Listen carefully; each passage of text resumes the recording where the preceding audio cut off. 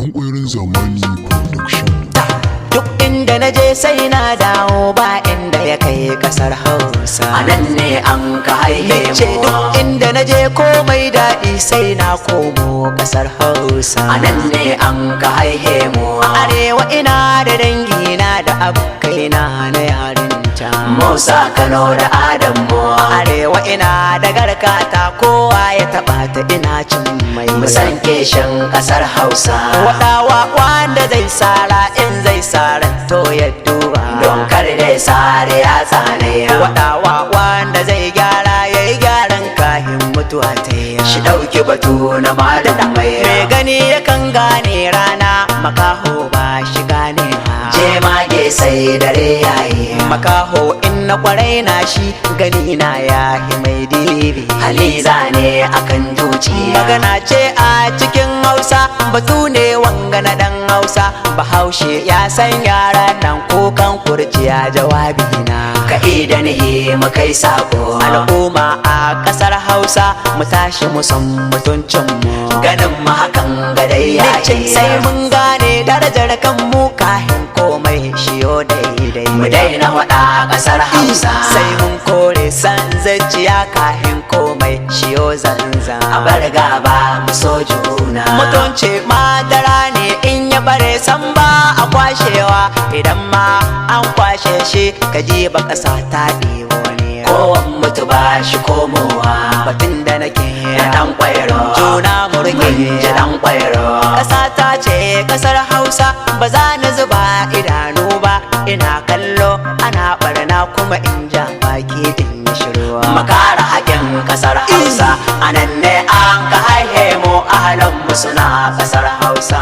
Zaman lahiya ya yi mutum mu a ce yau ya zama sarki. Bahilla ce da Bahaushe duka guda muke babu bambanci. Duk wanda ya bar gidan shi gidan ya bar shi ko da ya dawo. Mu dai ta haya ɗan ƙwairo. Da iyayena da kannena da yayuna a ƙasar Hausa.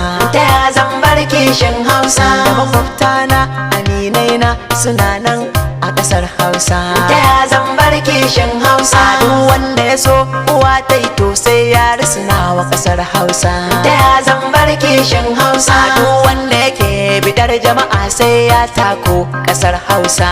Ta ya zan bar kishin Hausa. Da iyayena da ƙannena da yayu duk a ƙasar Hausa. Da iyayenmu tsakan kowa a nan ne an ka haihe mu ahalin mu shina ƙasar Hausa. Zaman lahiya ya yi mutum mu a ce yau ya zama sarki. Bahilla ce da Bahaushe duka guda muke babu bambanci. Duk wanda ya bar gidan shi gidan ya bar shi ko da ya dawo. Mu dai ta haya ɗan ƙwairo. Daɗa an ga wasiƙa za na rubuta ga arewa zan aikata. Ni ne nan na rubuta kuma ku ne za ku karanta.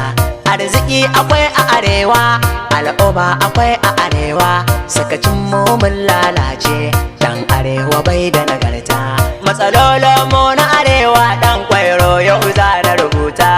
Iyayen mu mahukunta ku yi nazari da akwai hujjata. Gida in ya kai gida dole akwai jagora. Shi ne zai yin tarbiyyar 'ya'ya ne ko ba shi da mata. Bari in wata sako babba ba kuma na zo na yi zagi ba. Fatan da nake magana ta zamsilar gyara a jihata. A arewa ake harbin mu an kasa kula da haƙin mu. 'Ya'yan mu a dai musu yaɗe yara ƙanana tun yarinta. A arewa babu abinci wasu na hijira a jihata. Ana ta kashe su manoma na san kun gane maganata. Matasa ba aiki ba albashi ba su samu ba. Wasu sun shiga harkar maye wasu kwace kun san amsata. Manyan mu ina ta kiran ku ta yaya za mu gyara. Amsar su ɗai suka santa sai su faɗa mu ko mu rubuta.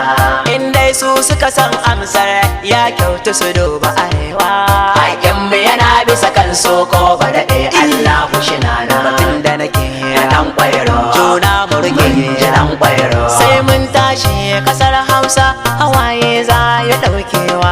Idan komi yayyo farko akwai ƙarshe ne ba shakka. Fir'auna ya yi zalunci ce karshe na sabe ya kyawu ba. Mu kare haƙin ƙasar Hausa, anan ne an ka haihe mu ahalan mu suna ƙasar Hausa. Zaman lahiya ya yi mutum mu a ce yau ya zama sarki. Bahilla ce da Bahaushe duka guda muke babu bambanci. Duk wanda ya bar gidan shi gidan ya bar shi ko da ya dawo. Mu taitaya dan kwairo da iyayena da kannena da yayuna a ƙasar Hausa. Ta ya zan bar kishin Hausa da makwabtana aminaina suna nan a ƙasar Hausa. Ta ya zan bar kishin Hausa duk wanda ya so uwa ta yi to sai ya risina wa ƙasar Hausa.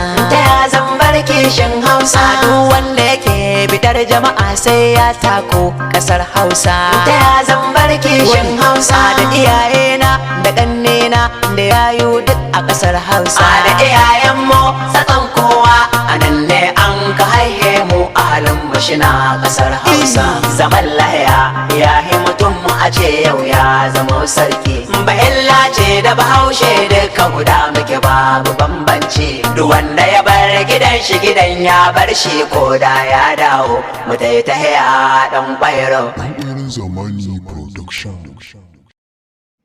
Shi ɗan jarida gwarzo ne, san bai da tsoro ko raki, ko da ana yaƙi sai ya biɗo labari ya faɗa wa jama'a. Assalamu alaikum, sunana ɗan ƙwairon zamani mai waƙar 'yan jarida. Ina kira ga dukkanin masoyana da kuma yi musu albishir game da waɗanda suka daɗe suna tambayata inda za su ke samun sababbin waƙoƙina na kallo da kuma na sauraro. Akwai channel ɗinmu mai suna Mawaƙin Zamani TV da ke dandalin YouTube. Mawaƙin Zamani TV da ke dandalin YouTube. A nan ne za mu ke ɗora dukkanin wani shirye-shirye sababbi waɗanda suka shafi ɗan ƙwairon zamani. Sai ku yi mana subscribe, kana ku taɓa alamar ƙararrawar sanarwa. Da zarar na ɗora sabon shiri za a sanar da ku. Na gode.